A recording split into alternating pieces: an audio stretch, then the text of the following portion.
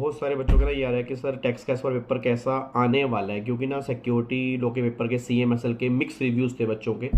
ईसीआईपीएल के एग्ज़ाम के भी कई बच्चों ने कहा बहुत अच्छा हुआ सर, मज़ा आ गया, कई बच्चों ने कहा सर एवरेज हुआ, कई बच्चों ने कहा लेंदी था।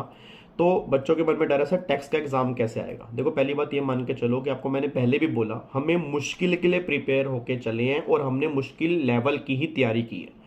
मुझे नहीं पता एग्जाम कैसा आएगा, हम इस पे डिपेंड नहीं होना चाहते कि आसान आएगा तो पास होंगे, मुश्किल आएगा तो पता लगे हमें ग्रुप 2 दोबारा देना पड़े। आपने बिल्कुल भी नहीं सोचना। अगर आप ये सोच लेके चल रहे हैं कि अगर मुश्किल आ गया मुझे दोबारा ग्रुप 2 देना पड़ सकता है, तो फिर बहुत बड़ी दिक्कत वाली बात है।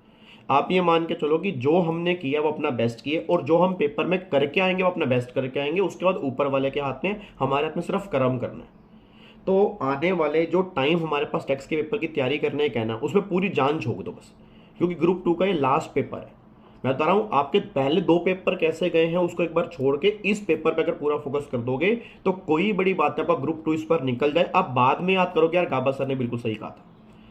तो टैक्स के पेपर में 2-3 बात आपको बस ध्यान देनी है। पहली बात, क्वेश्चन बहुत ध्यान से पढ़ना, जल्दबाजी मत पढ़ना क्वेश्चन करने में, क्योंकि अगर जहां जल्दबाजी करोगे वहां दिक्कत है। कि दूसरी बात, क्वेश्चन की रिक्वायरमेंट पहले पढ़ना, उसने मांगा क्या है।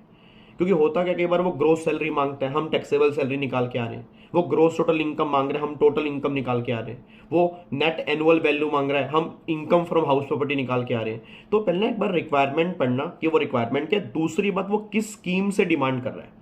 क्या वो नॉर्मल स्कीम की बात कर रहा है, या वो डिफॉल्ट स्कीम की बात कर रहा है, या वो दोनों स्कीम से कह रहा है। अगर वो कह रहे हैं मिनिमम टैक्स लाइबिलिटी कहां पर आएगी, तो इट मींस वो दोनों स्कीम से क्वेश्चन करवाना चाह रहा है। आपको दोनों स्कीम से क्वेश्चन करना पड़ेगा, ये बात ध्यान दो।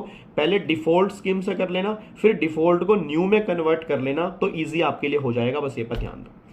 फिर प्रेजेंटेशन पे ध्यान देना, प्रैक्टिकल क्वेश्चन है, टेबल फॉर्म प्रेजेंटेशन बना के आना, वर्किंग नोट जरूर बना के आना। वर्किंग नोट के नंबर मिलते हैं, अगर आप वर्किंग नोट बनाओगे वर्किंग नोट के नंबर मिलेंगे, बहुत बढ़िया मार्क्स मिलेंगे। छोटे छोटे पैराग्राफ्स बना के आना, अगर आप थ्योरी बेस्ड क्वेश्चन करके आ रहे हो छोटे छोटे पैराग्राफ बना के आना। नीट एंड क्लीन पेपर दे के आना, मैं गारंटी दे रहा हूँ 50-55 का आसान बनेगा ही बनेगा।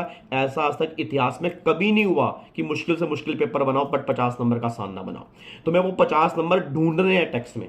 और जब मैं बाहर आऊं तुम्हारे एग्जाम सेंटर पे, जो मैं आऊंगा लक्ष्मी नगर के आसपास 2-3 सेंटर में, वहां पर हर बार पहुंचता हूं, तो आप मेरे को ये कहना कि सर हमने अपना बेस्ट दिया सर हमने जो प्रिपरेशन की ना, हमने अपना बेस्ट दिया, जितना बेस्ट हम दे सकते, दैट्स ऑल। अगर आपने बेस्ट दिया ना, मैं सही बता रहा हूं, भगवान श्री कृष्ण की बात ध्यान रखना कि सब हारेंगे हम जीतेंगे। अगर हमने बेस्ट दिया है, मैं बता रहा हूं पेपर बहुत बढ़िया होगा, ये बात ध्यान देना चाहिए।